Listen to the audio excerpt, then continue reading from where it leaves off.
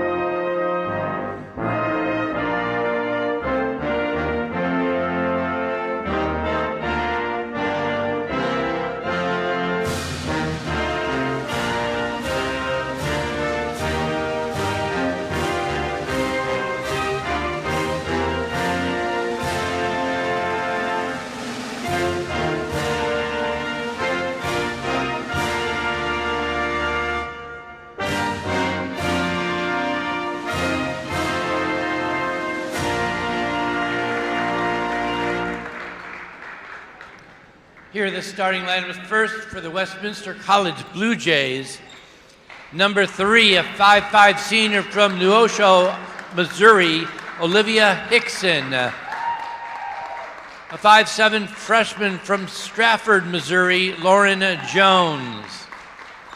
Number 11, a 5'5" senior from Reeds, Missouri, Annette Ramirez.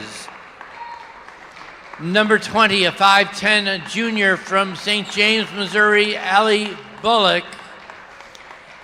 Number 31, a 5'9" senior from Republic, Missouri, Arlena Powell-Qualo. The Blue Jays are coached by Talisha Washington, assisted by Clifton Cooper, Alicia Smith, and Sean Jackson. Here are the starters for your Wheaton College Thunder. Number 5, a 5'4" junior from Lone Tree, Colorado, Alyssa Faborowski. Number 13, a 5'7" freshman from Castaic, California, Lily Cadeau. Number 24, a 5'10" junior from Falls Church, Virginia, Kate Oliver. Number 25, a 5'11" senior from Northfield, Minnesota, Annika Richardson. And a 5'9" junior from Pekin, Illinois, number 30, Grace Kaiser. The Thunder is coached by Kent Madsen, assisted by Joanna Gutkowski, Laura Egan, and Kirsten Madsen. It's the end of the fall semester at Wheaton College, but we still have some basketball to play as Annika Richardson and the Wheaton Thunder take on Annette Ramirez and the Westminster Blue Jays. Of course, the Blue Jays coming out of the SLIAC, the St. Louis Intercollegiate Athletic Conference. Wheaton Thunder out of the CCIW, the College Conference of Illinois and Wisconsin. In fact, for both teams, their final non-conference game as we get into conference action in the next calendar year of 2025. Wheaton 6-5. Westminster 5-4, 2-1 in the SLIAC. Wheaton's also 2-1 out of the CCIW. Unusual Saturday afternoon of 1 p.m. start time. Kate Oliver and Powell-Qualo tips it off, and we're underway from King Arena. And Faborowski tries to save it. It'll go out of bounds, and it'll be Westminster ball.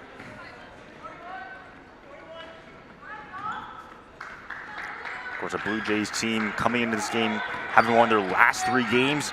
Recently, they were up against Illinois Tech, a 77-60 win. Another non-conference clash against a team out of the NAC. Here's Olivia Hickson inside. Hickson lost the ball, and they're going to call a jump ball, and it's going to stay with the Blue Jays.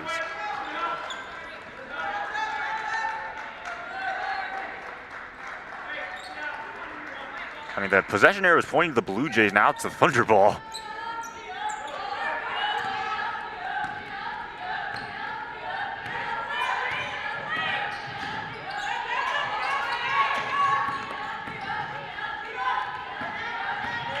Oliver rises up on the mid-range jumper, comes up short, gets her own rebound and bangs it in. 10 points, 5 rebounds, and assists for Kate Oliver. Of course, Wheaton got the win against North Park, a conference opponent, 68-35.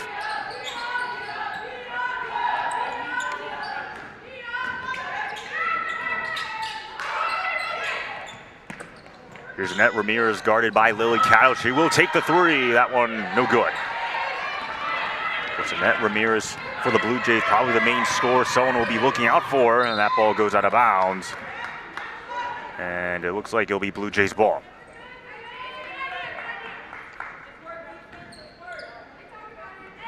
It looks like Kate Oliver and Catto not on the same page.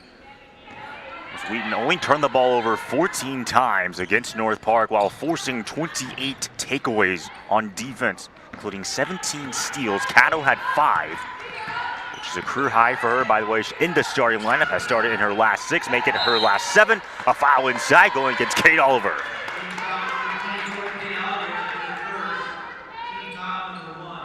Looks like she was jostling there with Avelina Pau-Koalo. First foul against her. Upstairs shot there by Avi Bullock. Won't go, and it will stay with the Blue Jays.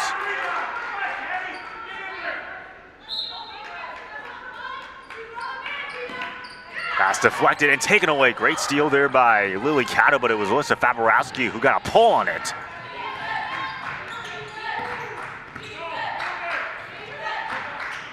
Catto, mid-range jumper, cannot connect. Rebound gathered in by Ramirez, and here comes Annette Ramirez on the fast break. Ramirez just gonna put up the shot and gets the floater to go.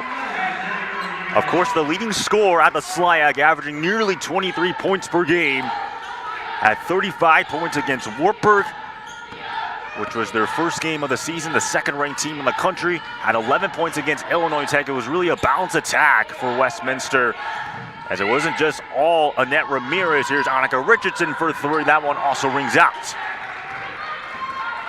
Tie ball game, 2 apiece here.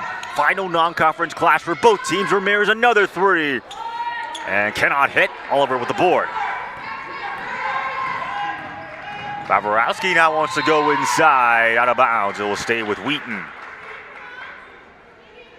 You can see that fast break. Of course, Wheaton loving to push the pace. Of course, every team wants to push the pace. Not going up against a set defense almost always favors the offense when you're going against some chaos. Inside, 45 cut. Kate Oliver hits the backboard out of bounds. And it looks like Wheaton will retain possession.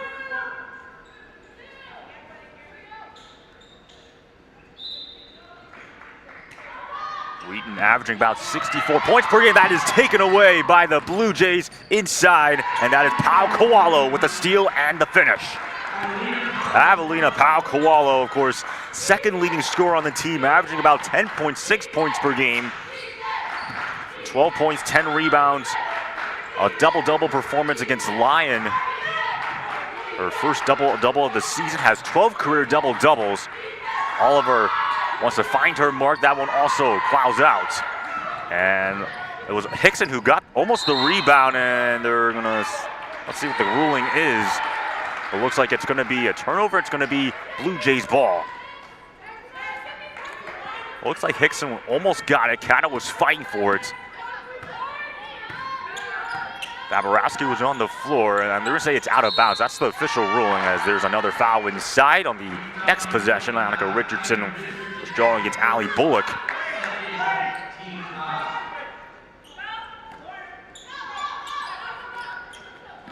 That's already the second team foul issued against Wheaton. Westminster does not have a foul yet. Bullock against Annika Richardson. Allie Bullock nestles it home. A double-double performance for Allie Bullock. In fact, her first career double-double, 11 points, 10 boards on 59% true shooting. Also had 3 steals and 4 blocks. Here's Kate Oliver from the top of the key, too strong. Annika Richardson, the offensive rebound. Kaiser will now try. Also cannot hit. Rebound gathered in by Bullock. And now a jump ball, and Wheaton's going to have possession.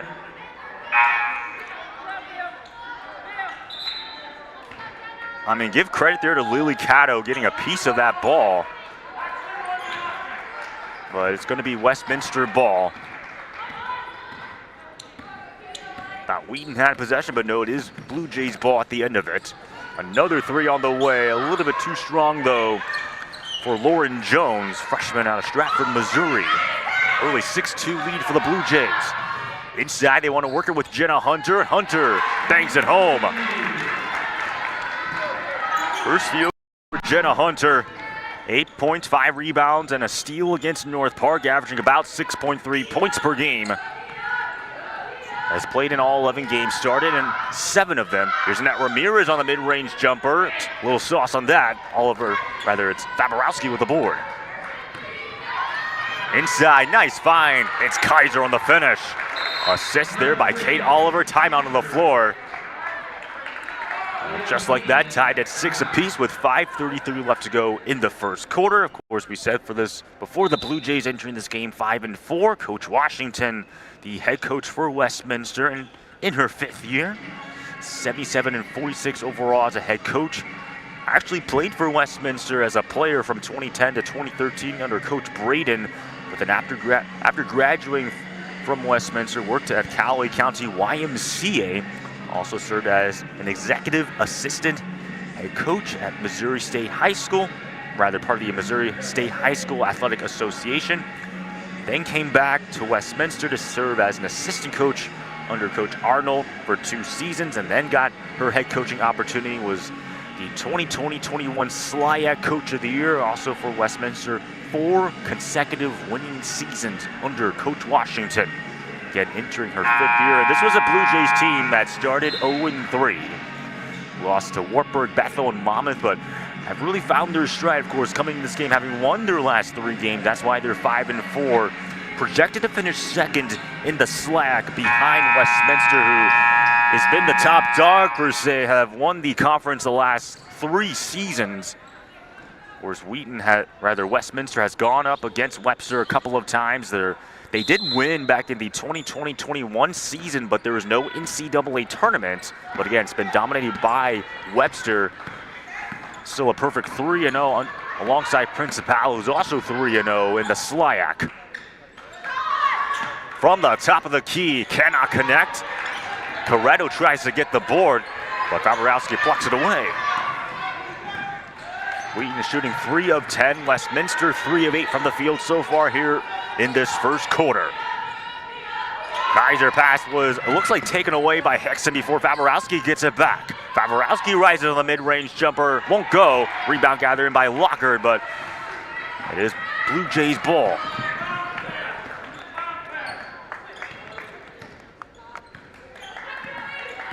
Annette Ramirez guarded by Lily Catto. That is going to be a fun matchup.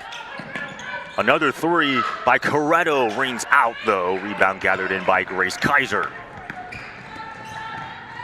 Already Faborowski and Oliver have 3 rebounds. Here's now Oliver driving on the mismatch. Too strong though. Nice defense there by Giselle Coretto, the junior Oxnard, California. Ensuing possession, Olivia Hickson thought about the 3. Inside feed, and they're going to call a foul against Jenna Hunter, as you had Avelina Powell-Kowalo trying to get inside. Let's check the replay. Honestly, a nice pass inside, able to draw contact against Jenna Hunter. It'll send Powell-Kowalo to the free throw line. Former transfer at Evangelical University. A 2-time second-team All-SLIAC selection back in 2020-21 and 2023 and 24. Also a third-team All-SLIAC in 2021 and 22. As well as a SLIAC All-Defensive Team selection back in the 2020-21 season. Has really found her groove right here. Last year played in 25 games, averaged 12.7 rebounds and 2 assists on 58% true shooting. This year again, second leading scorer for the Blue Jays, averaging about 10.6 points per game. 8 points, 4 rebounds, a steal and a block against Illinois Tech. So for Westminster, it's not like they had to travel nearly 6 hours from Westminster all the way to Wheaton. They did play against Illinois Tech as part of a non-conference clash. Nice screen there by Alexis Martin. 11 on the shot clock. Kate Oliver looking back outside. Coach Washington wanted to travel, but it's a foul against the Blue Jays. Let's check the replay. You had Oliver going against Giselle Coretto. It's a foul against the Blue Jays side. Inbounds pass. as you have Kate Oliver checking out of the ball game for Wheaton. It looks like she's going to get checked up by the athletic training staff.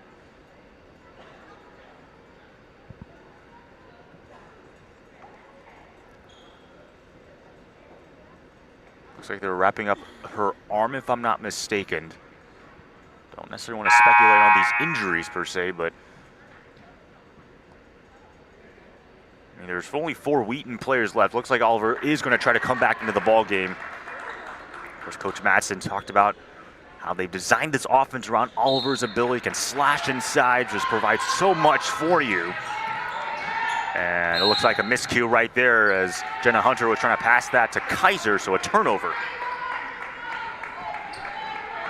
Yeah, I think Kaiser was wanting to go inside, but Jenna Hunter wanted her to go outside. And a little bit of miscommunication there, as only the 3rd turnover of the day for Wheaton. Upstairs floater, that goes for Giselle Corretto. First field goal for Corretto, had 9 points, 5 rebounds against Illinois Tech. Leads the team in assists, averaging about 2.6 assists per game. Also going to be tied for 9th out of the SLIAC. Hunter going against Allen. Hunter leaves it short. Ammonia Allen grabs the board.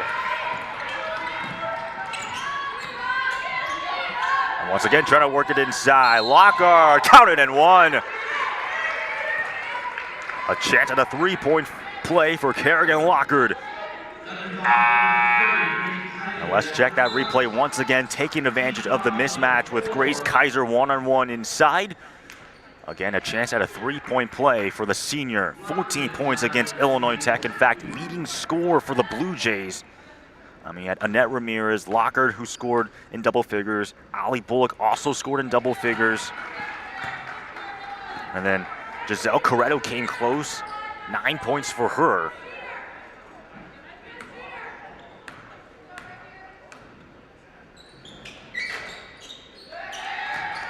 Able to cash in on that free throw. Wheaton has not scored in the last 2 minutes and 30 seconds, under 3:08 to go here. Hunter ball's on the ground. And they're going to call another jump ball. Shout out Alyssa Faborowski and Olivia Hickson fighting for it on the ground.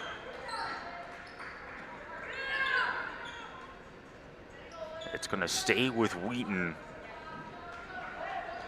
All right, now Westminster on a 5-0 run. That pass taken away by Lockhart. Here she comes again. Kerrigan Lockhart bangs it home, making a 7-0 run for the Blue Jays. 13-6 Westminster. Inside, Grace Kaiser, contact and a foul. Let's see who they want to call it against.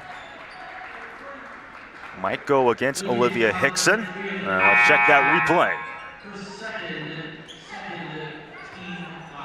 You can see the bump right there.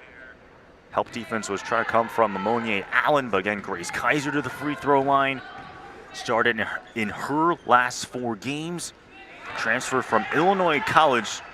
In fact, the only transfer in this season for Wheaton. Averaging, again, about 6.2 points per game. Had 11 points against Elmhurst 2 games ago. Cashes in on both free throws. There is a stoppage of play. I believe they're trying to get Lily Caddo to come back into the ball game. She will check in for Alyssa Faborowski.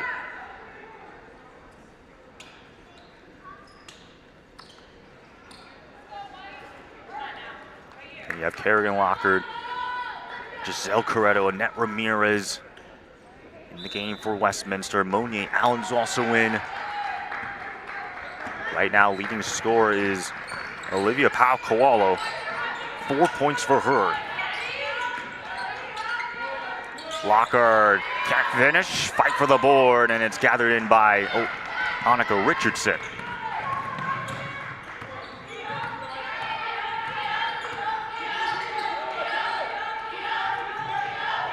Martin fires from the top of the key. And can't hit that one out of bounds, and it will stay with Wheaton. Lily Caddo down to inbound. Ammonia Allen checks out the ball game. And back comes, I believe, Ali Bullock. paired up there against Jenna Hunter. Got 5'10" and 5'11" on each other. Hunter almost taken away right there, and it is taken away. I believe you have Giselle Corretto knocking it loose, and Lauren Jones getting the steal. Annette Ramirez rings out. Rebound gathered in once again by Jones. Outside, here's now Corretto. Uses the screen from Annette Ramirez now, paired up against Alexis Martin. Ramirez cannot connect. Another board, and once again saved nicely. I believe it was Kerrigan Lockard who got the offensive rebound. 10 on the shot clock. Upstairs, and yet another foul as you had Lauren Jones trying to get inside. I believe they're going to call it against Lily Cattle. Let's check the replay. Just great penetration once again to get a little bit of contact on Lily Catto. Free throws now for Lauren Jones. 75% from the free throw line. 11 points against Illinois Tech, as we said before. Had 21 points against MUW. In fact, leading scorer in that game, shot 67% on true shooting. Again, the freshman averaging 8.7 points per game, has started in 6 of the 9 games played. Under 90 seconds to go now. Westminster up 15-8. Richardson, oh, with a nice floater inside, shippers it home. Monica Richardson with her first field goal, ensuing possession. Annette Ramirez, that's now 4 points for her.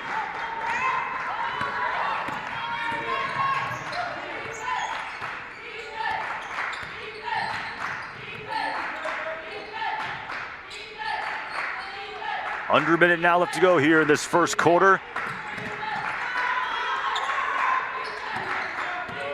10 on the shot clock. Hunter trying to set up the DHO. Here's now Grace Kaiser. 6 on the shot clock. Catto guarded by Ramirez. Inside. Nice move, but can't go. Looked like a nice move from our part, but Catto could not finish. Here's now Annette Ramirez wants to push the pace. Outside, Lauren Jones out of bounds. It will stay with Westminster.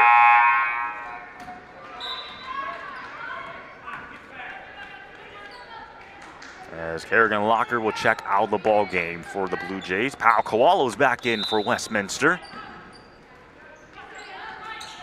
And Annette Ramirez for 3, buries the ball.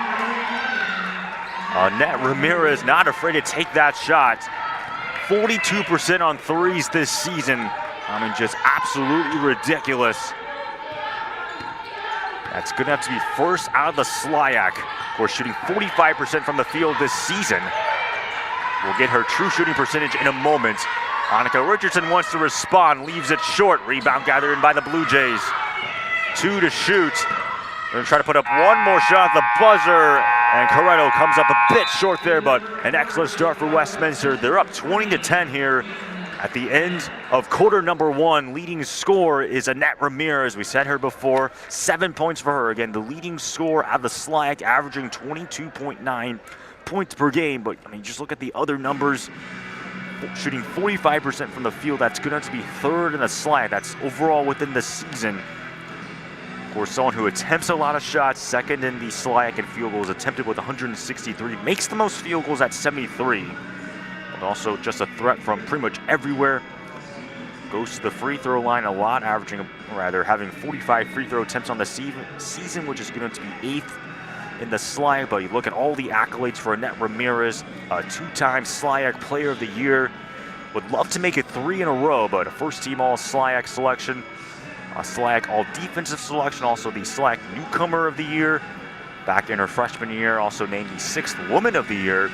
Also in her freshman year last year, averaged 21 points, good enough to be 1st in the SLIAC and 13th in all of Division III. Also scored 562 points, which was the 3rd most in a SLIAC season. And for Annette Ramirez, she's sitting at 1,605 points entering today's contest, which is not only the most points in Westminster history, but it's also the 9th most points in SLIAC history. She's trying to go for the record of 1,960 career points, which is owned by Kathy Eason of Eureka, who has that record. But that is the milestone watch for Annette Ramirez, just an incredible player. Coach Washington very high on her. Again, leading scorer 7 points. Meanwhile, for the Thunder, Grace Kaiser has 4. And that shot, it looks like it got blocked. And here comes Favorowski. Of course, a concern for the Blue Jays. They forced 22 turnovers, but they had 22 turnovers themselves, as you had Annika Richardson's shot coming a little bit close, out inside and rather outside. It'll stay with the Blue Jays.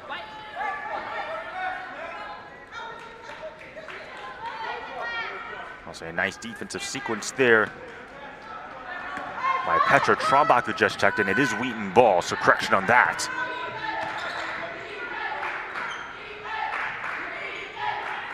.2010 in favor of the Blue Jays. Again, the conference showdown inside, a nice feed, a nice finish for Petra Trombach. Did not score against North Park, but did have 3 steals. Had 7 points against Concordia, Wisconsin, which is the most points she's had. That occurred on November 16th of this calendar year. Allie Bullock can't finish.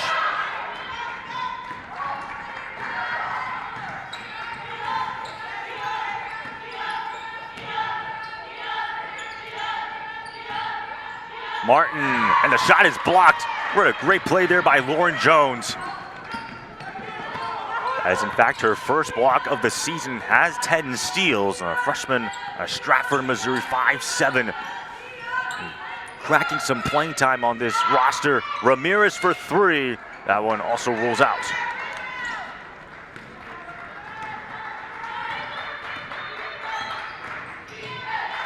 Favorowski wants to try. Alyssa Favorowski. It won't go. Rebound gathered in by Lauren Jones. Jones trying to push the pace now. Will screech to a halt. So early here in the second quarter. A 3 by Bullock. Oh, rattles in and out. Allie Bullock, it looks like it was going to go for her. That would have been her second 3-pointer of the season coming into this game. 1 of 11 from beyond the arc, but again, not afraid to hit that 3. Kate Oliver trying to drive. Oliver, and it got blocked, but I believe they're just going to call a foul instead. It looks like it's going to go against Pau Kowalo. I checked the replay on that because it looked like a clean block. Refs saw a different vantage point. Coach Washington wants an explanation. You can see a bit of contact there from Pau Kowalo. Again, we'll send Kate Oliver to the free throw line. Leading scorer on the team, averaging about 14.7 points per game. Good enough to be 8th in the CCIW. Also has 6.4 rebounds per game. Good enough to be 5th. 10 points, 5 rebounds on 36% true shooting against North Park, with 2 blocks as well. But again, other players getting the action again against the Vikings. I mean, Wheaton so dominant on defense. They held North Park to 11 field goals while, again, forcing 28 turnovers. North Park, again, only 11 field goals. They shot 24% from the field. Pau Kowalo, nice defense there by Oliver. Here comes Annika Richardson.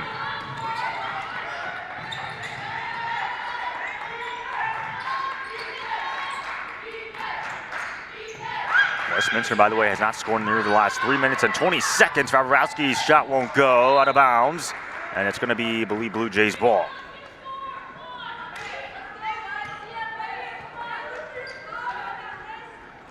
Again, this is a Westminster team. I mean, even if you check some of the advanced analytics, D3 GatorCast has Westminster as about 15-point underdogs. Again, this is just purely analytics, doesn't take into account injuries.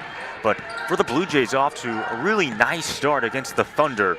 Again, this is a team that has 4 consecutive winning seasons under Coach Washington. There's a 3, and it's knocked down by Pau Kowalo.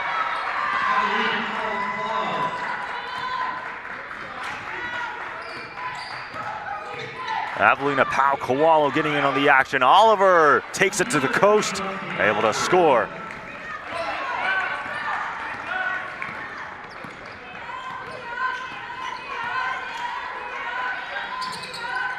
And it looks like they're going to get a foul inside. It's going to go against Kate Oliver. She was going up against Pau Kowalo. Let's check the replay on that. But again, Avelina Pau Kowalo, you talk about so much attention being placed on Kate, or rather Annette Ramirez. Some contact there by Oliver, of course, doesn't like the call.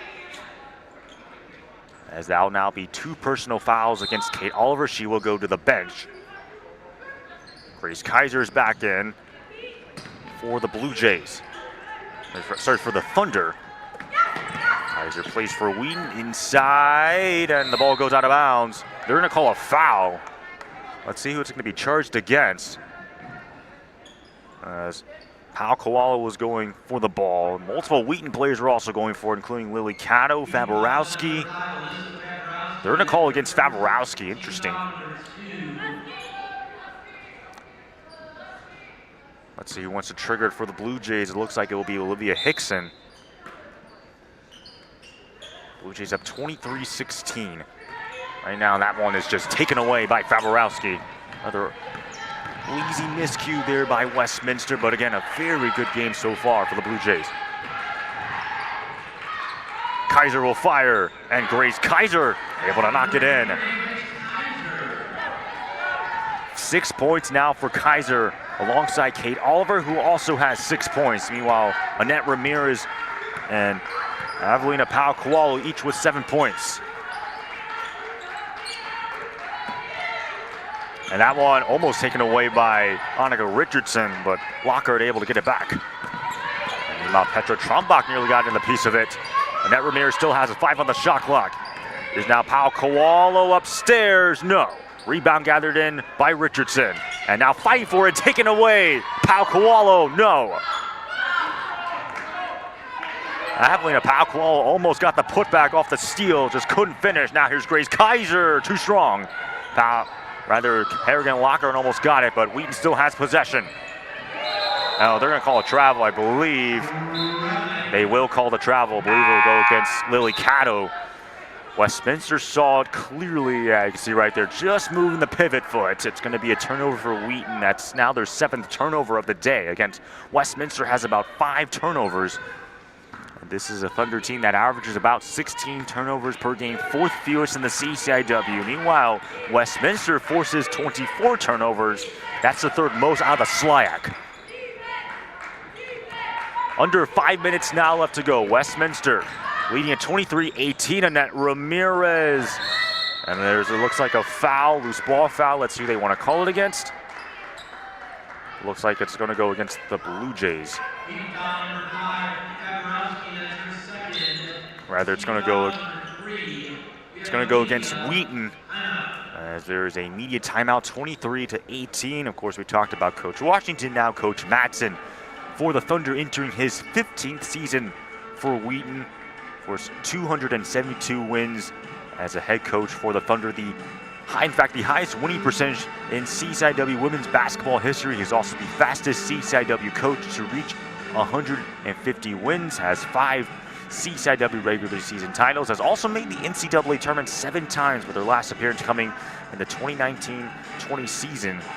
Also a 6-time Coach of the Year, also back in 2019 and 2020 was the last time he won. But last year, a little bit uncharacteristic for the Wheaton Thunder, because they finished 12-13, which was the first losing season for Coach Madsen. Was also the first time Wheaton finished with a losing record since the 2007-2008 season, when they finished 12-13 under Coach Baker. But before that, they had 15 consecutive winning seasons before last year.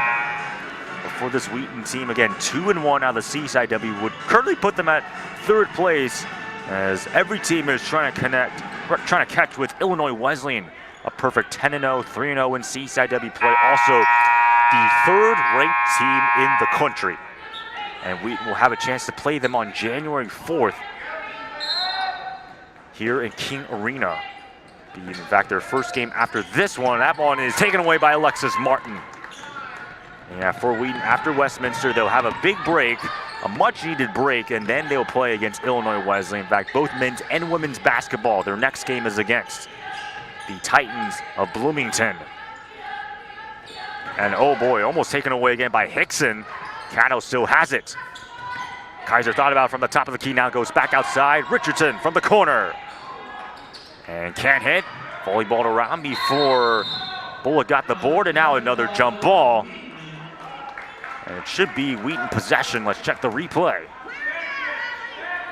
Again, Ali Bullock was able to get it, but great fight there by Alexis Martin, getting a piece of it. And because of it, Wheaton will get at least one more possession on this end of the floor.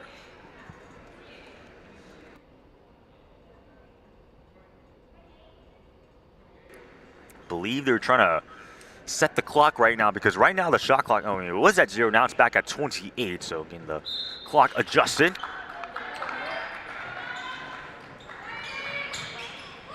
Kaiser works inside. Oliver, Kate Oliver, a little bit too strong though for her. Wheaton is 3 of 9 from the field here in this second quarter. Westminster is 1 of 8 and able to rattle that one in. I believe it was Kerrigan Lockard.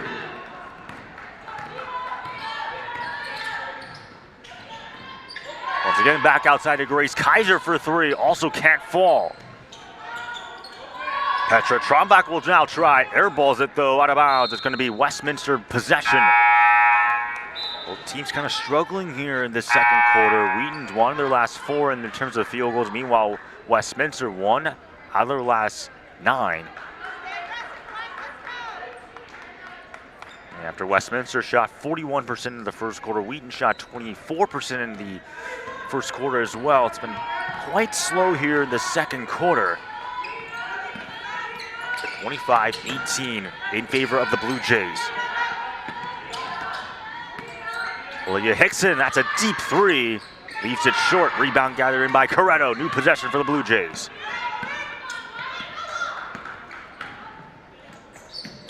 Outside, another 3. And it won't go. Corretto almost got it back. But nope, it's gathered in by Hickson though for the Blue Jays.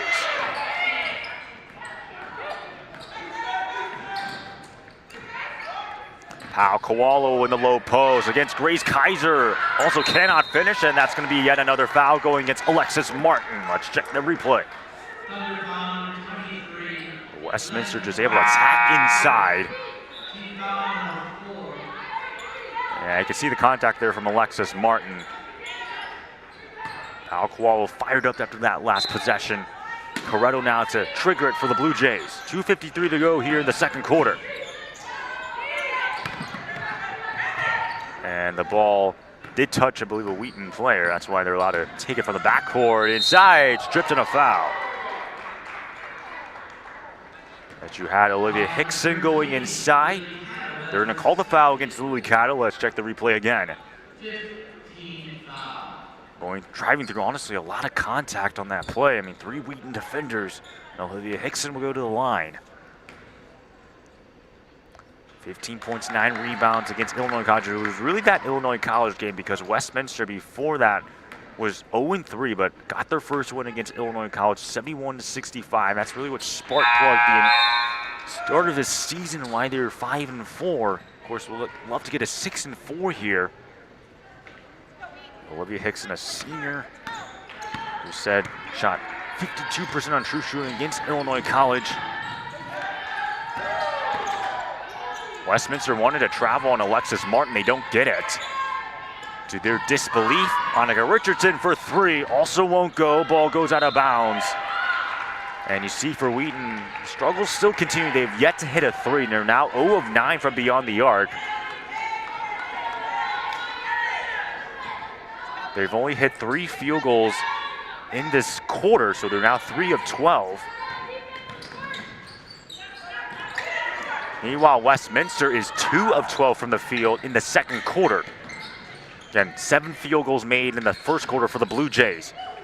And that floor, just a little bit uncharacteristic there. I believe from Pau Kowalo. Rather, it was Annette Ramirez on the field goal attempt. Alexis Martin blocking foul going against the Blue Jays. And it'll likely send Martin to the free throw line. Now let's check that replay again. Good pass right there to Alexis Martin. Had penetration. I believe they're going to call the foul against Kerrigan Lockard. So sends Alexis Martin to the free throw line. Senior out of Schenectady, New York. 11 points, 5 rebounds against Whitworth. 6 of 8 from the free throw line in that ball game.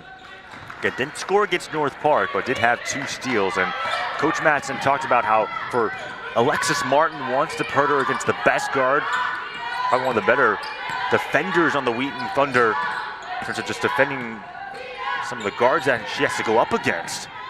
And they're not going to call a foul, instead of taken away. Nice break, nice block there by Annika Richardson.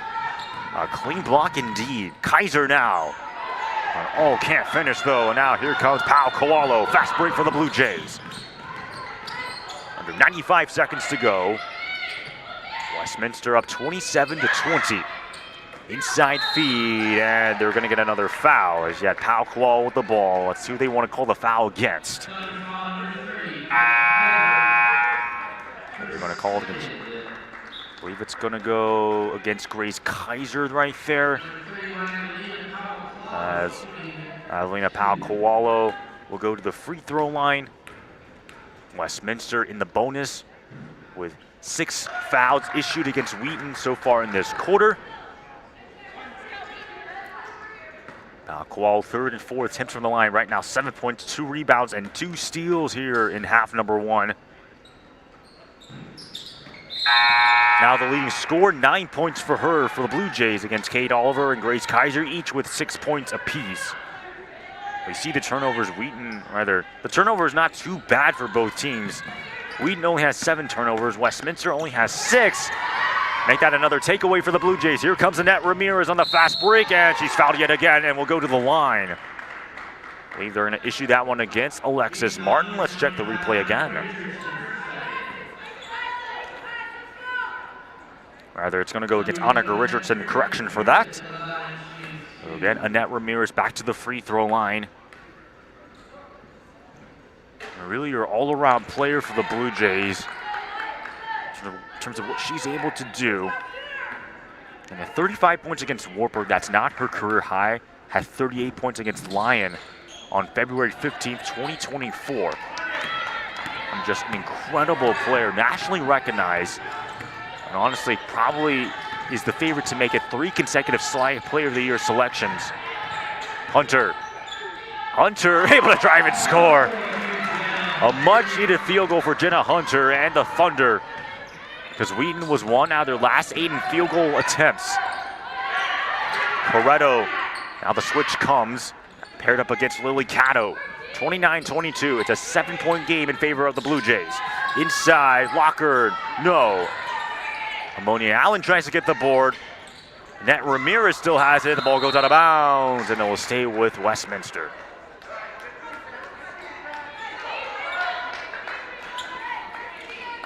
Great fight right there. Might have gotten partially blocked by a Wheaton player.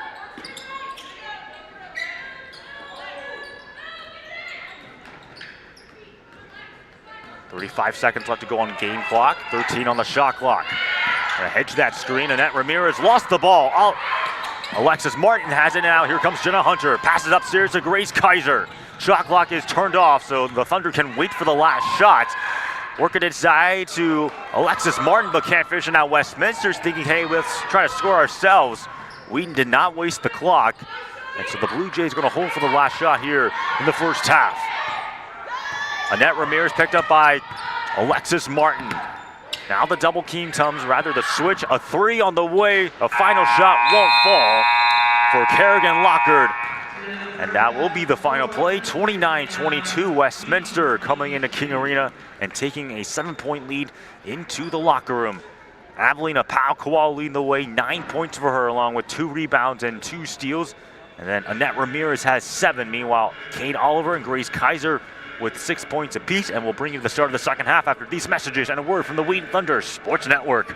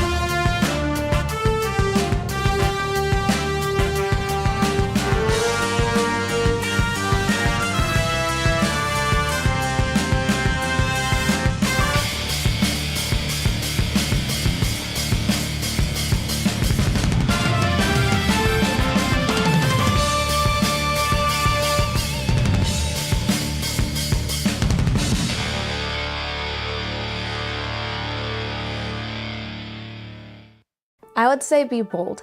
There's a lot of people here on campus who want to enter into a relationship with you. So many programs and things to get involved with, but get involved and be bold in that. And also just be unashamed of who you are. Wheaton, there is no perfect Wheaton student. Rather, we're just a bunch of broken, sinful people who are just in pursuit of a perfect God. Orientation committee, and then also, of course, transfer orientation committee if you're a transfer. These are people who have been praying for you and are making so many invitations to enter into a relationship with you in that first month being at campus. So I would just say respond to those invitations, and that goes for OC members as well as the faculty and staff that surround them. I'd say the biggest challenge was how lonely it was. When you first step onto campus, you don't have all the friends that you're gonna have. And so it took time to just learn how to make friends again. One of the best pieces of advice that I had was to introduce myself to my professors as a transfer. And I was surprised just by how many emails I had from professors just making themselves known. So this is a campus where you're so known and loved.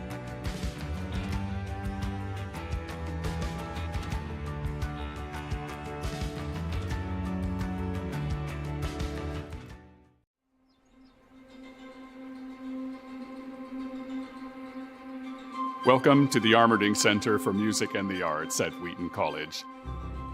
This beautiful new facility, located in the center of our campus, is a testament to artistic potential of every person, each one with imagination, creativity, and artistic impulse in the image of God. Home to the Wheaton College Conservatory of Music and Community School of the Arts, this space is not just a building. It's a virtual symphony of possibilities. Designed with acoustical excellence in every room, the Armerding Center is a haven for music study and performance. The Armerding Center hosts vibrant performance spaces, including the recital and concert halls, where the music comes to life again and again.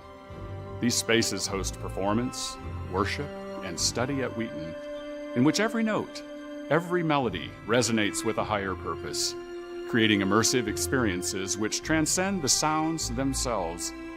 These venues, together with the Grand Edmund Chapel, provide opportunities to experience the sacred truths of music and the God who initiated music in the first place. Step into this thriving hub of creativity and community. Every week, the Armerding Center pulsates with energy, offering a kaleidoscope of events, faculty and student recitals, ensemble concerts, visiting artists' performances, and masterclasses. But amidst the excitement, there is deep focus. Our state-of-the-art practice rooms, classrooms, and performance spaces are not just physical structures, but evidence of the college's commitment to acoustic engineering and aesthetic beauty. Over 40 practice rooms, a choral rehearsal room, and numerous classrooms underscore our dedication to the arts and the artists. Our students and faculty now revel in spaces with proper climate control, sound isolation, and ample storage. No longer scattered across 6 different buildings, the Conservatory of Music has found its unified home, a building named in honor of the esteemed Hudson T. Armerding, class of '41, former president of Wheaton College. We are delighted to share with you the Armerding Center.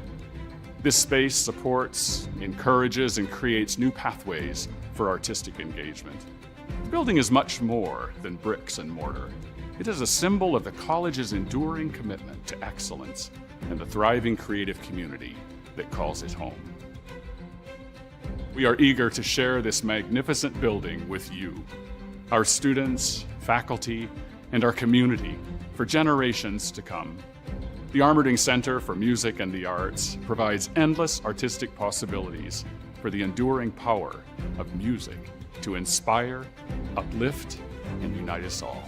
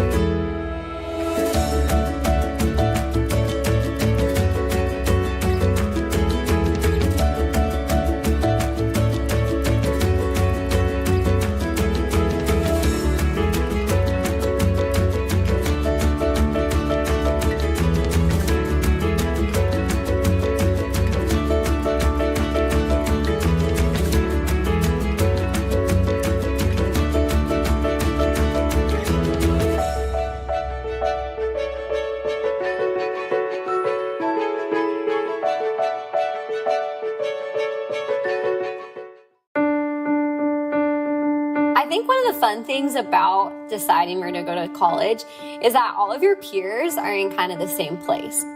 Remember, other people have done this, other people have gone before me and will come after me and are going through it with me now. It's not as isolating as it may feel. I didn't really know what I was looking for at first. It started with me just scrolling through website after website of colleges. I knew I wanted something that was medium-sized. I knew that I wanted a strong natural sciences department. I knew that I wanted to be challenged academically inside the classroom, but I also didn't want life to stop in the classroom. I'm grateful that I was able to visit as many schools as I did. A large part of my decision to attend Wheaton was influenced by my campus visit.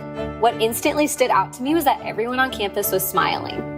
I felt welcomed, I felt appreciated, seen, and wanted. And so the application process itself was really joy-filled.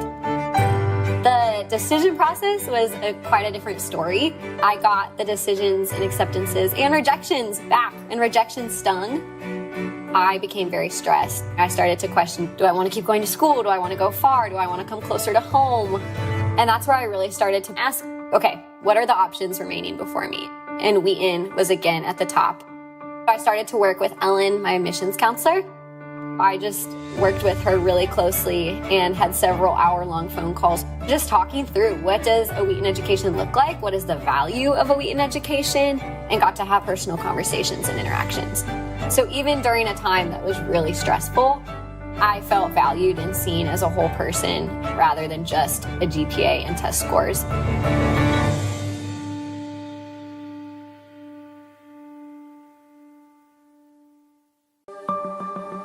What does it mean to truly be a community for Christ and his kingdom? Human communities throughout the centuries have made agreements with one another on how they are going to live. Faith should not be compartmentalized. It should shape and enrich every aspect of life. People are coming here to be shaped and formed for life. All three of these statements, the statement of faith, the community covenant, the diversity commitment, are really ways of fleshing out our nice, succinct model for Christ and his kingdom. These commitments make Wheaton a place of depth and layers. Faculty, staff, and students, we all try to follow Christ. It's a place that really develops the heart, mind, body, and soul. And it's not about rules, it's about how we show love to one another. They're not meant to just be these words on a page that sound really good to say, but honestly, help us to try to live out those things daily. I see it as an attempt to marry what we do and what we say. The mission of Wheaton College is to serve Jesus Christ and advance his kingdom through excellence in liberal arts education. That mission is empowered by the enduring commitments that we make and keep. Our statement of faith, that's what we believe, our commitment to biblical evangelical orthodoxy. Our community covenant, those are promises we make to one another and to God about the way we're going to live in Christian community. And also our Christ-centered diversity commitment, how we express beautiful diversity within the body of Christ, pursuing Christian unity. Those commitments make Wheaton a very special place, a place we hope that God is calling you to join.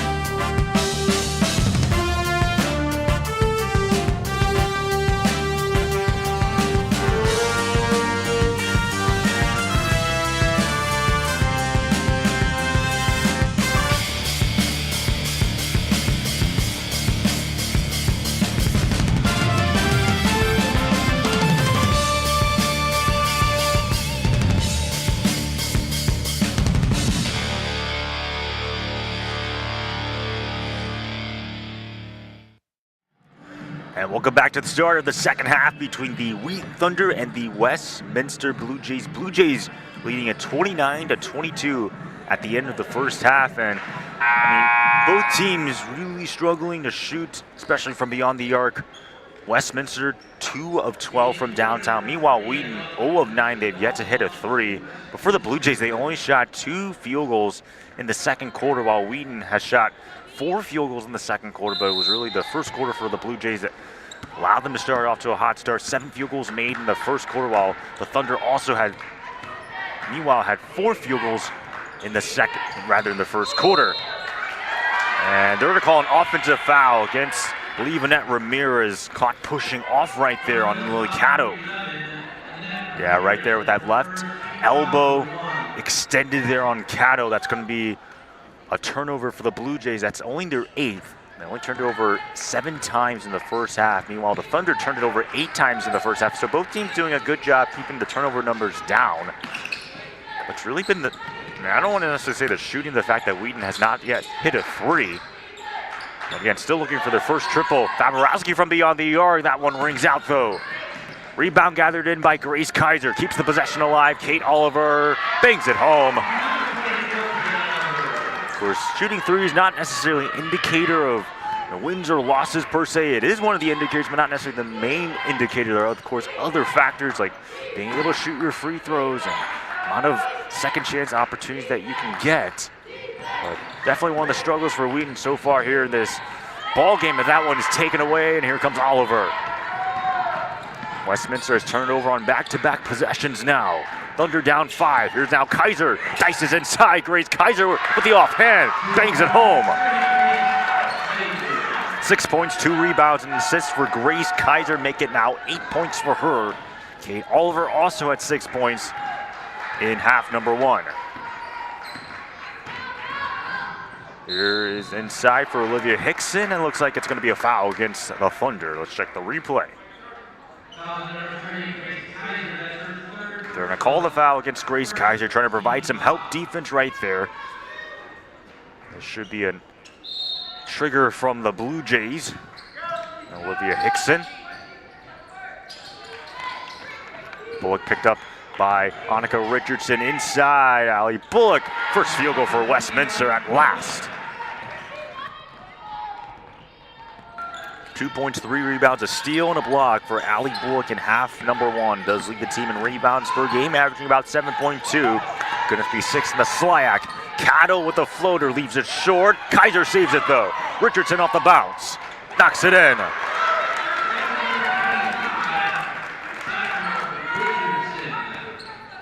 And just like that, Wheaton down by 3.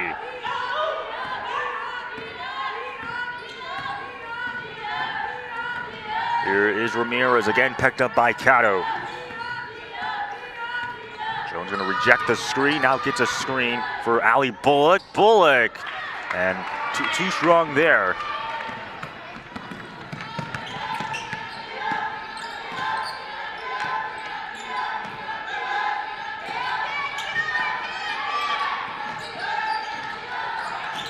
Ball on the ground. I believe they're going to call a kick ball. Wheaton will, retain possession on this. As Petra Trombach will check in for Grace Kaiser. Borowski to trigger it for Wheaton.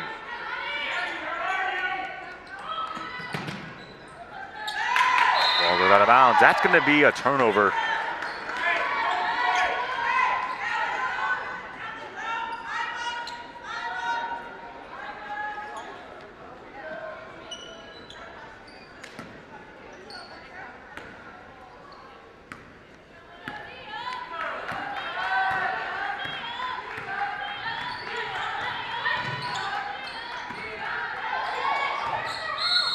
Kowalo, and it looks like she got fouled. They're going to call the foul, I believe, against Annika Richardson of Wheaton. Oh yeah, clearly a foul right there. Maybe on Oliver, but nope, they're going to go against Richardson. Too much contact for her. Richardson, that's now, I believe, her second foul inside again, and it is Allie Bullock. 6 points for Allie Bullock, behind Annette Ramirez, who has 7, and of course, Avelina Powell-Koala with 9 points, all in the first half. Richardson, a 3, won't go. Wheaton is now 0 of 11 from downtown in this ball game so far. They have yet to hit a 3. Meanwhile, Westminster struggling themselves. They're only 2 of 12. Almost an errant pass there for the Blue Jays. Powell-Koala against Richardson, and they're going to call a travel. That's a turnover for Westminster. Taking a little bit too many dribbles there for Avelina Powell-Koala. It's only now the 10th turnover for Westminster. Now, Wheaton has 9 turnovers. I mean, look at the paint production. Both teams operating very similarly inside the paint, but it's all about who can buy a bucket sometimes. And so far, Westminster's been able to do a little bit more. Oliver double team. Okay, Oliver, she traveled herself. Back-to-back travels on opposing teams. And it's going to be Blue Jays ball.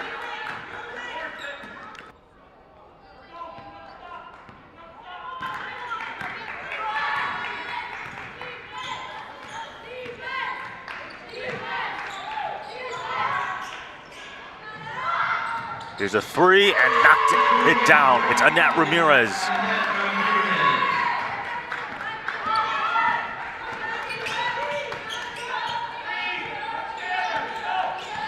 So now Annette Ramirez staring at 10 points herself. Again, it's Jenna Hunter. Hunter with the floater gets it to go.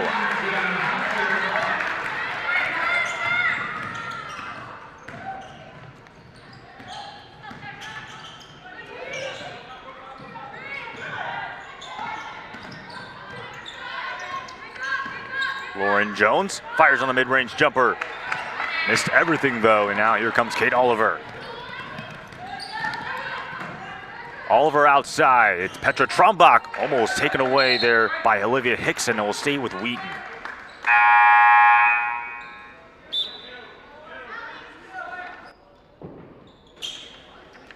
So far, the Blue Jays 3 of 4 from the field. Wheaton 4 of 7. It's a 6-point deficit for Wheaton. Westminster trying to pick up their 6th win of the season. Both teams' final non-conference clash this season. Inside yet again, and Trombach able to save it. Trombach now wants to go inside with the offhand. Greases the cylinder. Ensuing possession, that one is almost thrown away.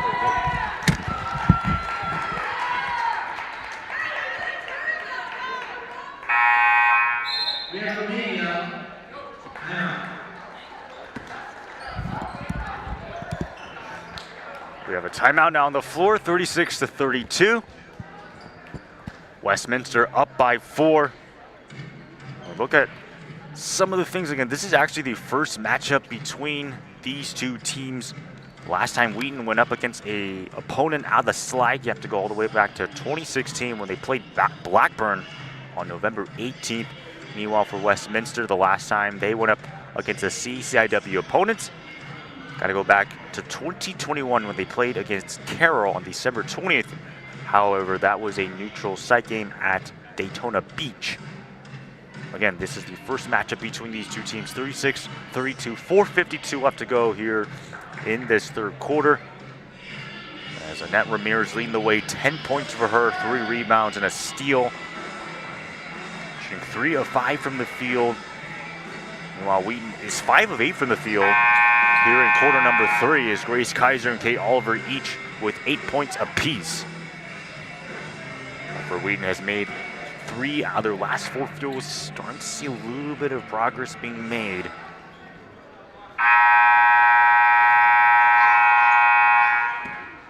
Wheaton just got their win against North Park. Snapped a 2-game losing streak. They previously lost to Elmhurst and UW Whitewater, who was number 8 in the country at the time they played last week.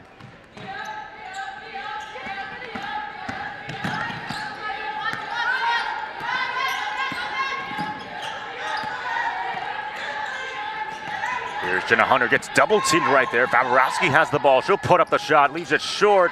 Lily Caddo cannot finish though on the second chance, and now another foul. It's going to go against Wheaton, maybe Caddo on that play. An opportunity there for Wheaton. Almost like a pass. I mean, technically not going to count as a pass, but just could not finish on both attempts for Wheaton. Westminster up by 4.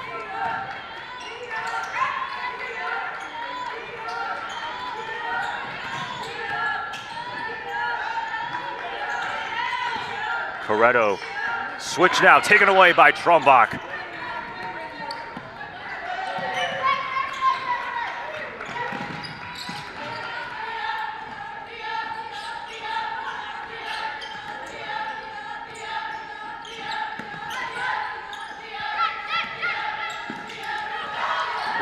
Is Faborowski, finds Jenna Hunter, she'll fire, leaves, well, rather a little too strong there for Jenna Hunter.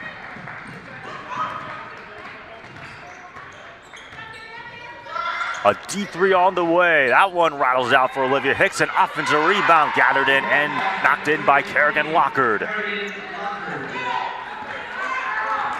Lockard now 7 points for her. First field goal of half number 2. It's now a 6-point lead for the Blue Jays. Inside, Trombach, back to Jenna Hunter, same spot, this time hits. 8 points for Jenna Hunter for Wheaton, alongside Oliver and Kaiser, who also have 8. Annette Ramirez wants to go in the low post.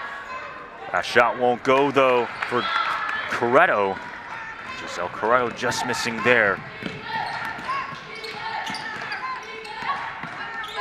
2:50 now to go here in this third quarter. Blue Jays lead by 4.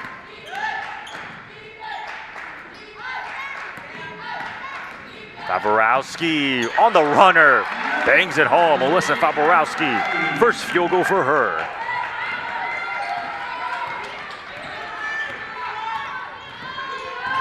Olivia Hickson with the left hand responds just like that.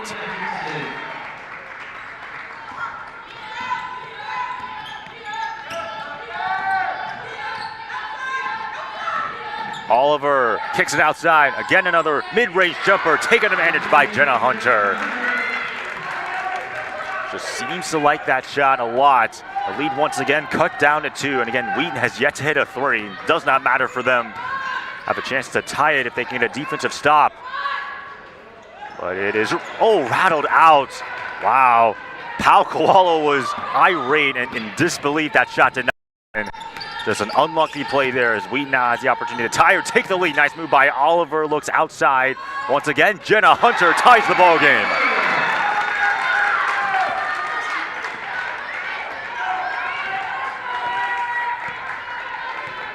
Westminster has led for pretty much this entire ball game. A deep 3 on the way and buried. Annette Ramirez, no fear from beyond the arc. Wow. Blue Jays back up by 3.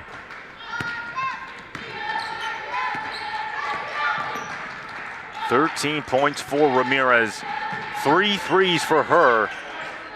The only other Blue Jay that has buried a 3 would be Pau Koalo. Favorowski will now try. Misses everything though. Under a minute now left to go. Here's Annette Ramirez, fast break. And also can't finish. Oliver gets it, and here she comes. 2-on-1, finds Jenna Hunter. All gas, no brakes, easy deuce.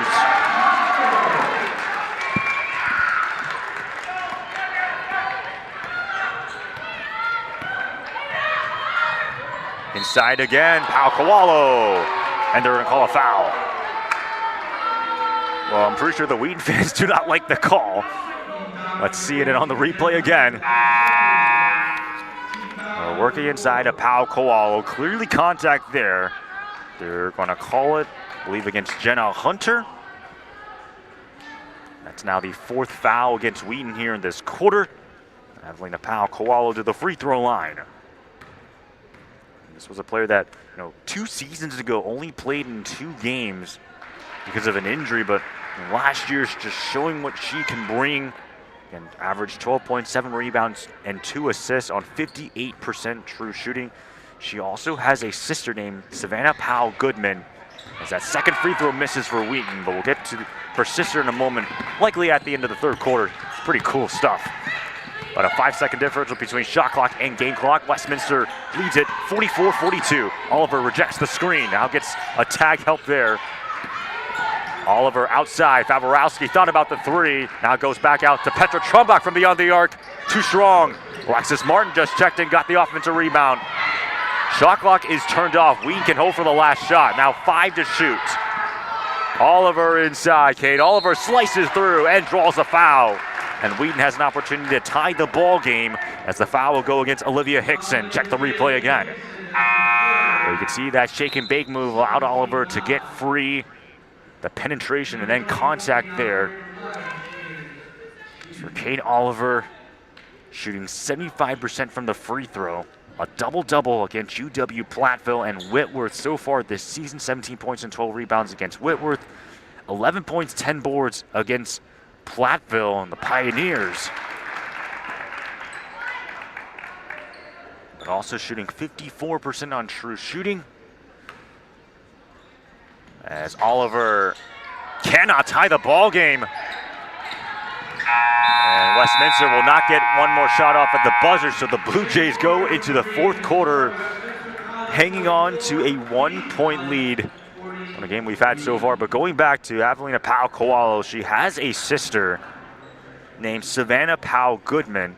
Now what's funny about her is that for Savannah Powell Goodman, she plays for Greenville, who is an opponent out of the SLIAC. So 2 times a year, Westminster and Greenville will play against each other, and Avelina Powell-Kowalo will have to go up against her sister. It's obviously a very fun rivalry. Both players, I believe, did not see each other in middle school, even though they were about the same grade, but did play on the same team in high school. Of course, her Avelina Powell-Kowalo transferred in from another institution, while her sister, Savannah Powell Goodman, has been at Greenville. But again, we'll see each other at least twice a year. They talk about how fun of a rivalry it's been for those two sisters. Also talked about during the COVID-19 pandemic how they would play basketball with the rest of their family at a nearby church to just practice. Of course, talked about all those memories that they've made. Helped out both sisters. Of course, Avelina Powell-Kowalo, a 2-time second-team All-SLIAC selection, serving as Annette Ramirez's partner, so to speak, but some impressive awards in her own right. As for Westminster, again, this is their final non-conference game. They do have an exhibition game against Southeastern Missouri State. Originally it was against Kansas City, but now it's against Southeastern Missouri State. Now we played on December 29th. And then Westminster will play against Webster. That's going to be a big matchup in the new calendar year. That's their first opponent coming out of this last game here against Wheaton. Again, the exhibition game does not necessarily count towards the standings. Blue Jays holding on to a 1-point lead. Trumbach against Ramirez finds Alexis Martin for 3. Won't go. Ramirez with a defensive rebound though, as Wheaton is now 0 of 14 from beyond the arc. Yet despite not being able to hit a 3, they've just been able to make some strides, and they'll look like a call a foul against Kate Oliver. You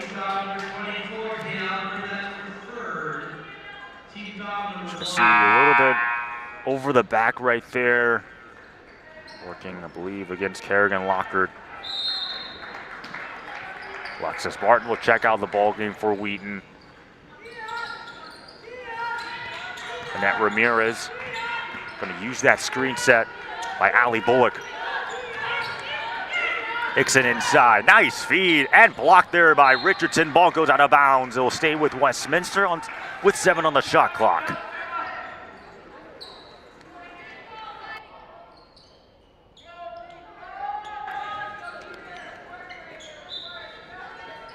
And Westminster has 7 on the shot clock. Kind of hurry right here for Allie Bullock. Picked up by Petra Trumbach. Bullock, and she draws the foul.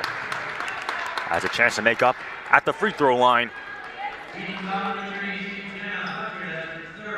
As the foul will go against Jenna Hunter, just able to slither through where Celissa Faborowski gave a little bit of help defense there.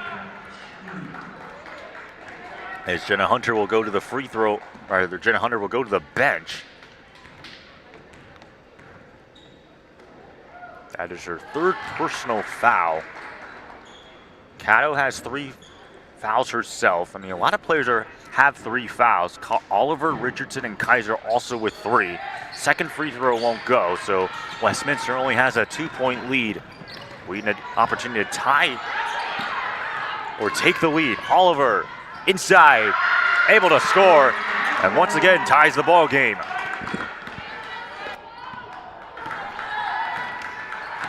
(45-45). Kate Oliver now with 11 points. Lockard trying to take advantage of the mismatch, can't though. She was paired up against Grace Kaiser. Now Wheaton an opportunity to take the lead for the first time since leading 2-0 in the first quarter. That was the last time they've had the lead. Inside again, Faborowski, and they're gonna call a travel on her. I'm not sure about that. Let's check the replay. As the shot, it looked like it got blocked. If anything, it looked like she was maybe fouled, but they don't call it. I mean, if the shot got blocked, you would think they would, not call a travel on that. Oh my gosh, Ramirez. A little bit of a heat check right there because she did bury a near logo 3. Misses that one though. Still impressive what Annette Ramirez is able to do. As we said at the first half, shooting 42% from beyond the arc entering this game. And has 3 out of the 4 3-pointers for Westminster. Again, the only other player for the Blue Jays who has shot a 3 would be Pau Kowalo. Trying to ice that screen right there was Olivia Hickson.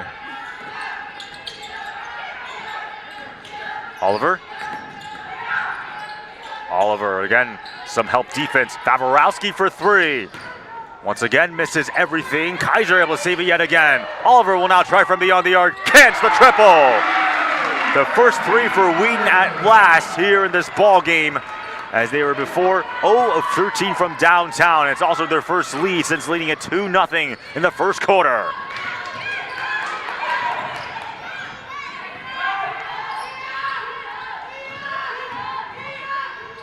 Inside again, rebound gathered in by Annika Richardson. Wheaton right now on a 5-0 run in the last minute and 55 seconds. Kaiser outside. Swinging around the court, it's now back to Annika Richardson, Faborowski. 8 to shoot, Faborowski for 3. Buries the 3-pointer, back-to-back 3s for Wheaton. And a timeout on the floor taken by Coach Washington. Thunder make it an 8-0 run. I mean, before they weren't able to hit a 3. They were previously 0 of 14 from downtown, but could have not asked for a better time for the 3s to rain as they now lead by 6, 51-45. 6:34 left to go in this ball game. Kate Oliver now leading scorer is on double-double watch. 14 points, 9 rebounds, and 6 assists. That would make it her 3rd double-double of the season if she can notch her 10th rebound, but also Annika Richardson, 4 points, 8 rebounds, and 2 assists. Jenna Hunter, 14 points and 2 rebounds for her, steering at tying her career high when she had 16 points against Elmhurst. So something to be looking out for. But again, Annette Ramirez and Pau Kowalo, 13 points and 10 points apiece. But that's really in terms of the scoring. I mean, you have Kerrigan Lockard, who has 7 points. But Westminster has yet to hit a field goal so far here in this 4th quarter. Their only points have come from the free throw line. While Wheaton, again, 3 of 5 from the field so far in the 4th quarter. Still early. I mean, still 6:34 left to go. But right now, again, Wheaton, 8-0 run in the last 2 minutes and 26 seconds. An 11-2 run in the last 4 minutes and 48 seconds. And Westminster riding a 3-game winning streak. Love to make it 4 before they re-enter conference play and take on Webster. Meanwhile, for Wheaton again, trying to now make it 2 in a row. get to 6, 7, and 5 on the season before they have to play against third-ranked Illinois Wesleyan. Will be played on January 4th of the new calendar year. Bullock against Annika Richardson, leaves it short. Richardson with the board. Westminster still looking for their first field goal of the fourth quarter as Kate Oliver gets it over the timeline successfully.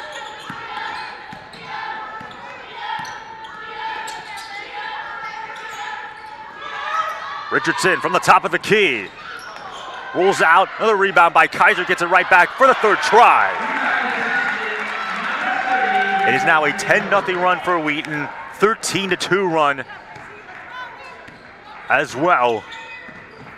And Faborowski gets the steal, and there's a foul.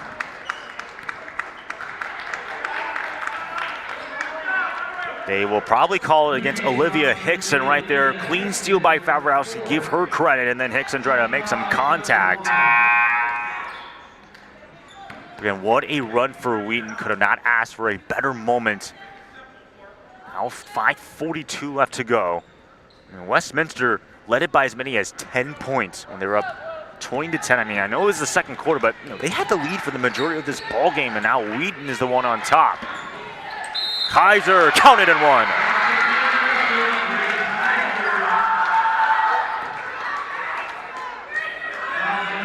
A great pass there from Kate Oliver. Found Grace Kaiser. Two screens, crucial screens being set there by Annika Richardson and Alyssa Faborowski, which allowed her to get some movement.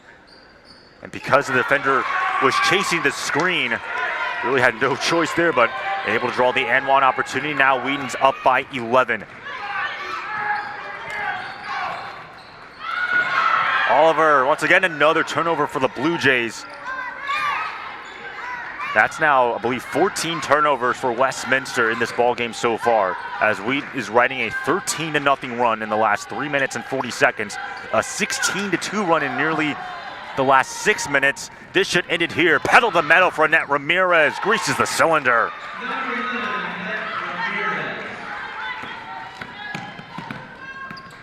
Still, Blue Jays trail by 9.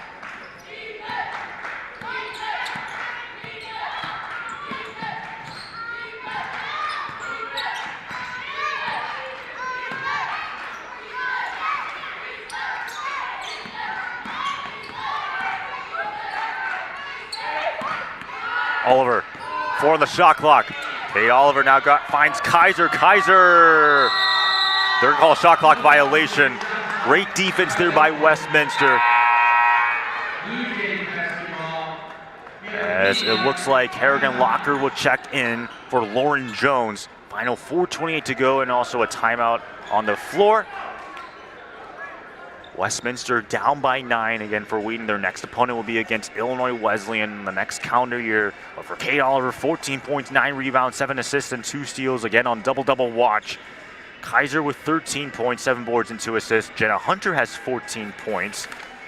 And for Grace Kaiser, career high 17 points against last season when she was a member of Illinois College, so not necessarily approaching her career high yet. We have 3 players for the Thunder in double figures. And then for Westminster, 2 players in double figures, be Annette Ramirez and Pau Koalo, who have 15 and 10 points respectively. But trying to give a little bit of context, Wheaton has 4 timeouts. Westminster has 2 timeouts. Both teams have fouled the other team twice to kind of give a little bit of a reset on the situation going on. The final 4:28 to go here in this 4th quarter. And that was Annette Ramirez, who was able to score on that last field goal for the Blue Jays. Got that steal to kind of end the drought. Right now you have Faborowski, Martin, Kaiser, Trumbach, and Annika Richardson in. Annette Ramirez, Allie Bullock, Giselle Corretto, Avelina Pau Koalo, and Kerrigan Locker, the 5 for the Blue Jays. Down 56-47. It's a 9-point deficit. I'm trying to hedge the screen right there. Annette Ramirez stonewalled there by Annika Richardson. 17 on the shot clock. Bullock able to score. Ali Bullock cuts the lead to 7. Full court press issued by Westminster. Able to break it is Faborowski.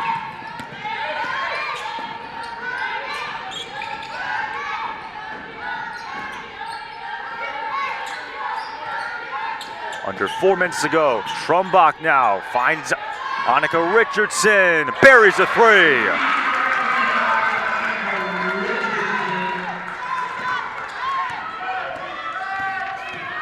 Lead is now 10. There's a 3 on the other possession by Corretto. Won't fall. Offensive rebound.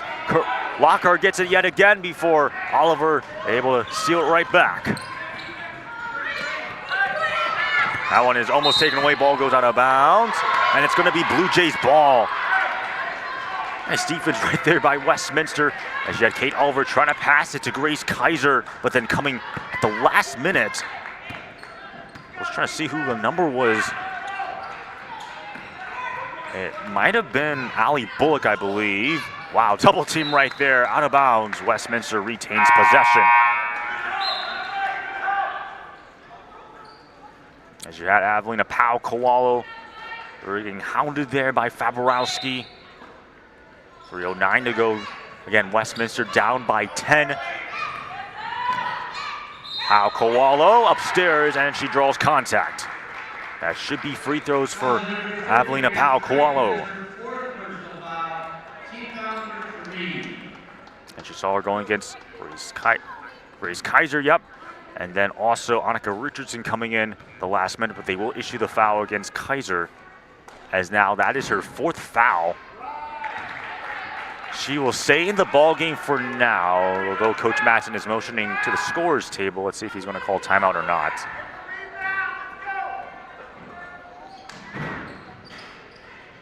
Second free throw is good. And let them play on it. It's a 9-point deficit for Westminster. 3:04 to go, again coming out in a press. Looks like rather just token pressure, if anything, shown by the Blue Jays. Under 3 minutes to go. Thunder up by 9.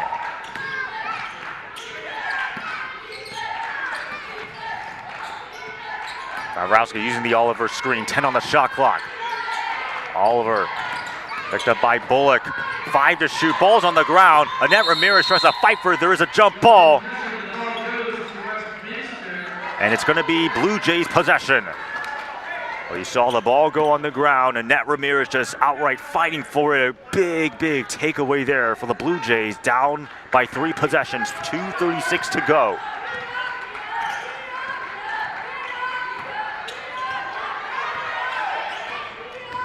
Ramirez thought about the 3. Contact right there. Ball almost goes out of bounds. It does. It's going to be a turnover. It looks like Annette Ramirez was trying to pull up from beyond the arc, but just talk about suffocating defense there by Petra Trumbach. Might have gotten a piece of that ball. And meanwhile, almost, that was a takeaway there, I believe. You had Annika Richardson trying to pass the ball. And that one taken right back by Kate Oliver. Back-to-back turnovers.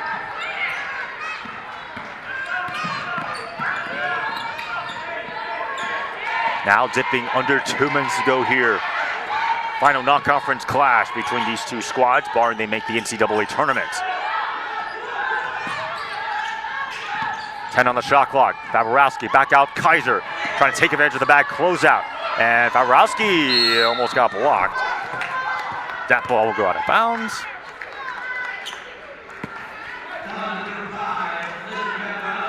And I believe they're just going to call the foul against Alyssa Faborowski. Although you also still had contact right there, I believe, by Olivia Hickson as well. Take the DHO now. A minute 35 to go. Inside and leaving it short, though, is Powell-Kowalo. Rebound gathered in by Wheaton. And Faborowski falls, and they're going to call it travel. Wow. And Coach Madsen is not happy. Obviously, the fans do not like the call. I mean, she just fell. Obviously, the Westminster side arguing it was a travel. I don't think she got tripped by the Westminster player. But regardless, now a timeout is taken. So the Blue Jays have the ball. 88 seconds left to go, 59 to 50. Thunder have four timeouts left. for the Thunder, 2 timeouts left for Westminster, but also for the Thunder, there are multiple players in foul trouble. Of course, Grace Kaiser has 4 fouls, but also Jenna Hunter, Annika Richardson, Kate Oliver, Lily Caddo, and Alyssa Favorowski all have 3 fouls apiece. But for Westminster, again, we just talked about they have 2 fouls, so they may have to foul a little bit if they do have to play the free throw game. Players are not necessarily in foul trouble for the Blue Jays, really. The only one is Olivia Hickson, who have 3 fouls, but everyone else either have 1 or 2 fouls, so they can start fouling if they want to when that opportunity arises. But again, minute 28, Blue Jays have the ball. 1 timeout left for the Blue Jays, while the Thunder have 4 timeouts to go.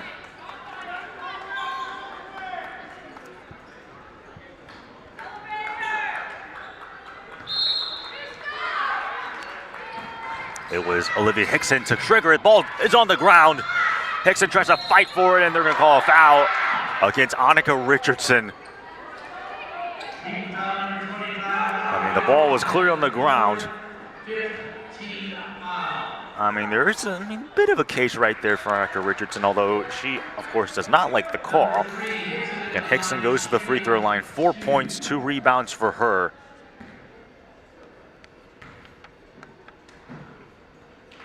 This is to cut into the lead.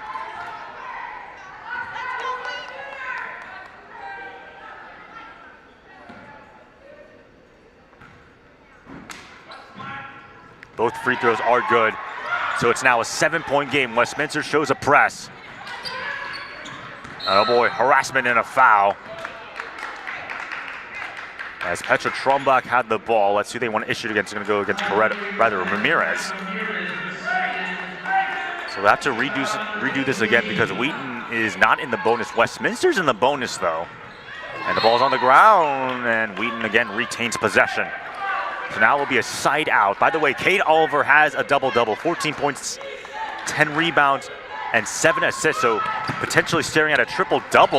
And oh boy, they're gonna call an over-the-back call. It was the correct call, but just not knowing where they were on the floor. That's unfortunate.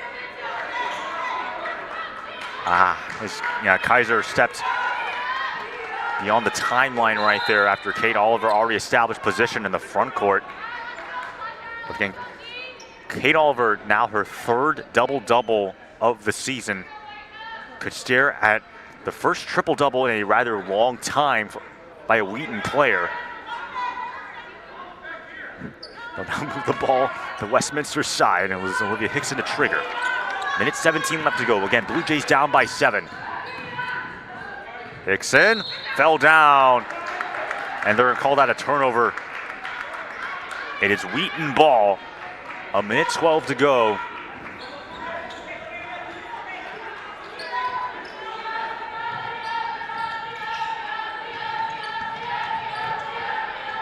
And that one is taken away by Lockard.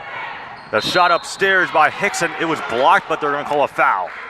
But regardless, Olivia Hickson will now go to the line. This game's not necessarily over yet.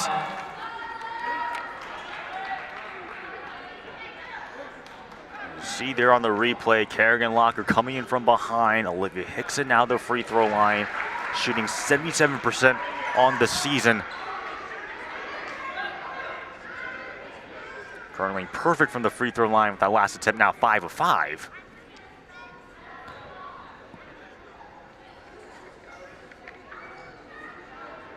Second attempt for her.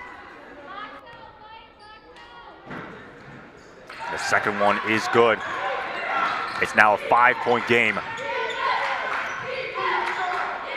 Caddo's in the ball game, and they'll get across the timeline, Alyssa Favorowski. Oh, Oliver not on the same page. That's a turnover. Timeout on the floor, but on that last possession, you can see on the replay, Oliver wanted to go inside.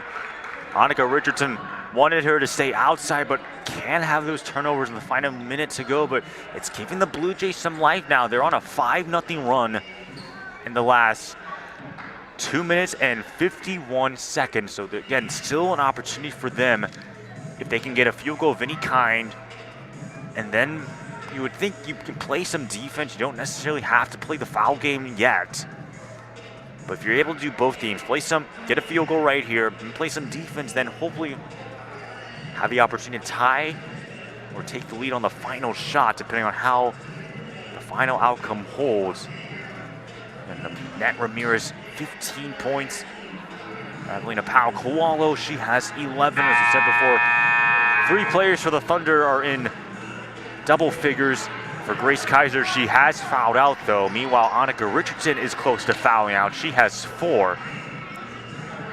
Kate Oliver, as we said before, a double-double performance. That is her 3rd double-double of the season. Also her 5th career double-double. Thunder trying to close this one out though. Get to 7-5. Westminster trying to win as well. Get to 6-4. Here's Allie Bullock. And it'll stay with the Blue Jays. 46.6 seconds now to go.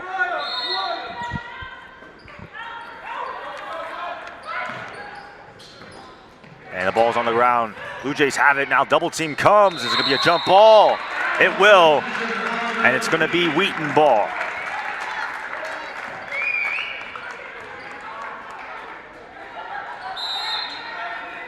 Great play there by Lily Caddo, as well as Kerrigan Lockhart. Another timeout is taken. 59-54, 43 seconds to go. It'll be interesting to see for Coach Washington's crew if they will start to play a foul game or not. I mean, if you try to play defense, you potentially waste 30 seconds and you would have about 13 left. So may see the foul game at some point come in. But again, for Westminster, they only have 3 team fouls so far here in this 4th quarter. So they would have to foul a couple of times before Wheaton gets into the bonus. And again, meanwhile for Wheaton, as we said before, Kaiser's fouled out. Annika Richardson has 4 fouls. Oliver has 3, and also Jenna Hunter has 3, along with Caddo and Faborowski each with 3 personal fouls. So a couple of players, I guess most of the roster is in foul trouble per se. As Olivia Hickson, Adelina Powell-Kowalo's in. There'll be Alyssa Faborowski to trigger for Wheaton.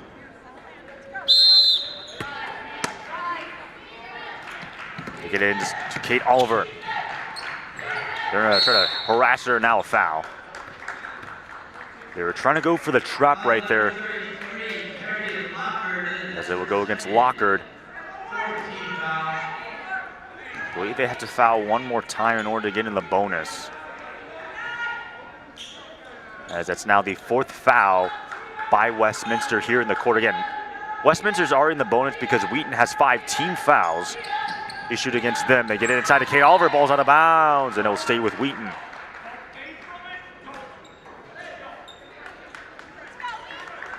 So Wheaton will have to do it yet again, and it'll be Faborowski again to trigger. 5 points for Faborowski, 4 rebounds, and along with 3 steals. Guarded there by Allie Bullock. Well, they find Petra Trombach, wisely does not score, instead wasting the clock. And finally a foul. That's going to go against Powell-Kowalo. And now it should be free throws for Annika Richardson. 7 points, 10 rebounds for her, along with 2 assists, 2 steals, and 2 blocks. Say that in a mouthful.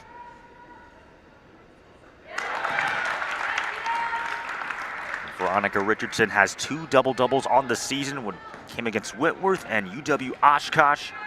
7 career double-doubles, as now that is 9 points, 10 rebounds. Veronica Richardson, another timeout is taken on the floor as Wheaton is back up 61-54. 33.5 seconds to go here in this 4th quarter as Westminster officially out of timeouts. Both teams are in the bonus. Wheaton also with 2 timeouts to give a little bit of a game reset. I'm assuming if you're the Blue Jays, you have to try 3s here in order to catch up into this ball game. What an impressive win it would be for Wheaton because they trailed for the majority of this ball game. I mean, they led 2-0 in the 1st quarter, but then it was Westminster after that point, led by as many as 10 points, did the Blue Jays, as they're up 20-10 at one point in the 2nd quarter. But for the Thunder, able to regain the lead right back in the 2nd half. I mean, for the Thunder, they were previously 0 of 14 from beyond the arc. But boy, those threes came in handy on me. Although they're 3 of 18 from downtown, and both teams have not necessarily shot the three that well, as Westminster is 4 of 17. Crucial free throws as well for the Thunder, 10 of 11 from downtown. Meanwhile, for Westminster, they are 16 of 22, 73% from beyond the arc. And you think, if you're Coach Washington, man, if we could have made some of those free throws, this would be a completely different ball game. And again, inside, that shot won't fall, and that's going to be yet another foul.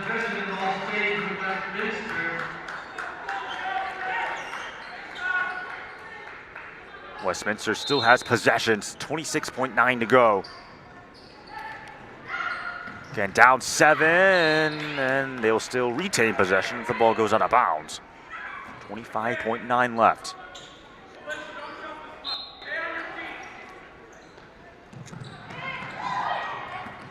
Annette Ramirez picked up by Trumbach. They hedged the screen right there. It was Kate Oliver. A desperation three, and it's knocked down. Kerrigan Locker, this game's yet not over, as Coach Matson will use one of his 2 timeouts. 16.3 seconds left to go. It is now a 4-point ball game. So it will be interesting to see what Westminster will do. Will they want to go with a full court press and trap, or will they just foul straight up? Because if you try to go for a trap, you risk potentially Wheaton breaking that press and not having the trap set in place and wasting precious seconds to come off the clock. And also a smart thing for Wheaton, because they will have it in their end of, they will have possession at their end of the court. They won't do it from Westminster's side, so it will be a side out, so a lot more room for Wheaton as well. For Coach Matson's crew, 16.3 seconds left to go, but again, Westminster 16 of 22 from the free throw line. You think if you at least made your 6 misses from the free throw line, I mean, you'd have the lead. And free throw is just a crucial part of this game. Wheaton shooting 91% from the free throw line. Rouse gonna trigger it. Might have gone off the foot. The ball is still loose, and it's picked up by Bullock. Life for the Blue Jays still. And that's gonna be a foul. It's gonna go against Wheaton, and that will send the Blue Jays to the line. It's gonna go against Lily Cato. But again, defense there by Allie Bullock. She will go to the free throw line. For Cato, that is now her 4th foul. 10 points now for Allie Bullock. 4th player in double figures for the Blue Jays, along with Annette Ramirez, Pal Kowalo, and Lockard. Second free throw won't go, though. And it was gathered in by Kate Oliver, and she's fouled. 7.7 seconds to go. It is a 3-point game. And these free throws are huge for Kate Oliver to make it a 2-possession game. And Oliver already a double-double in this ballgame. 14 points, 10 rebounds, and 7 assists, along with 2 steals. Chance to close it out for Wheaton.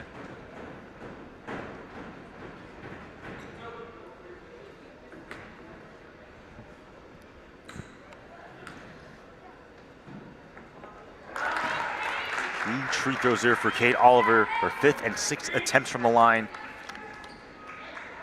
A 75% free throw shooter. Player that's shooting 54% on true shooting, nails both. It's now a 5-point game. Those were big for Wheaton. And now they'll roll the ball for Annette Ramirez. Has to pick it up. Ramirez, 4 on the clock, just has to put up the shot. Oh, she knocks it in. It's now a 2-point game. 0.4 seconds are left. Although I believe Coach Washington is arguing there should be more time on the clock. And now the referees are discussing this. But still, a desperation play by Annette Ramirez. I mean, that was even great defense there by Kate Oliver. You just have to all at that look, as they are trying to put more time back on that clock. Again, there's 0.4 left, but I think there's going to be at least a second left, as I believe Rex Kroger is the one that's operating the clock. But regardless, this has to be a quick foul, or, I mean, maybe you could. It's going to be interesting to see what, depending on how much time is left, determines your strategy, obviously.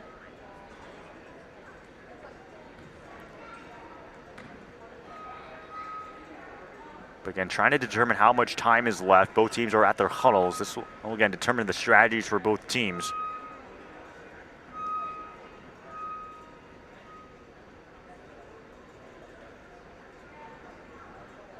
Again, it was Annette Ramirez who heaved a deep three and was still able to score. That'll give her 18 points, leading score on both teams.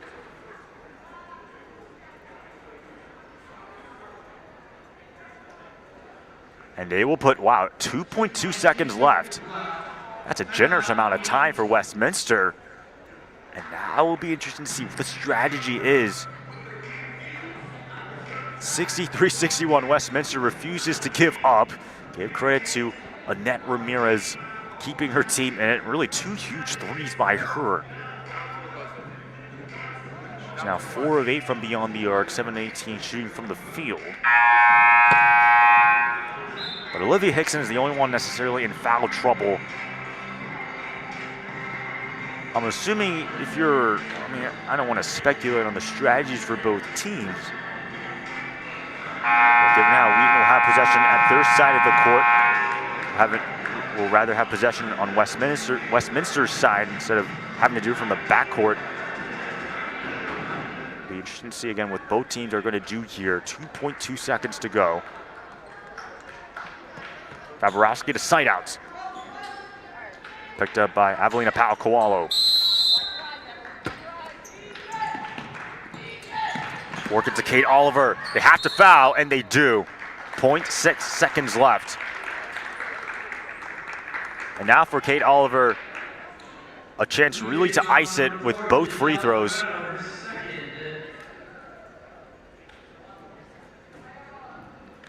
Five of 6 from the free throw line, 16 points, 11 rebounds, and 7 assists for her.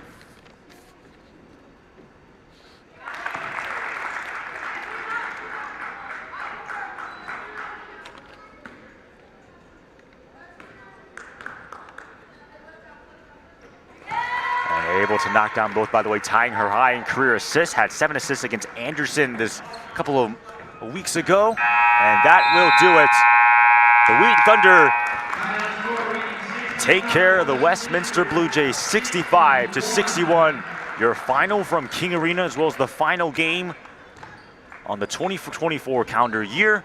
Wheaton's next game will be here at home against Illinois Wesleyan, the 3rd-ranked team in the land. Meanwhile, Westminster, they do have an exhibition game at Southeastern Missouri State, and then they'll play Webster in the next calendar year. But how about Kate Oliver? 18 points, 11 rebounds, and 7 assists. A double-double for her. Her 3rd double-double of the season. Meanwhile, Annika Richardson, almost a double-double, 9 points, 11 rebounds, and 2 assists. Grace Kaiser had 13.7 boards and 2 assists.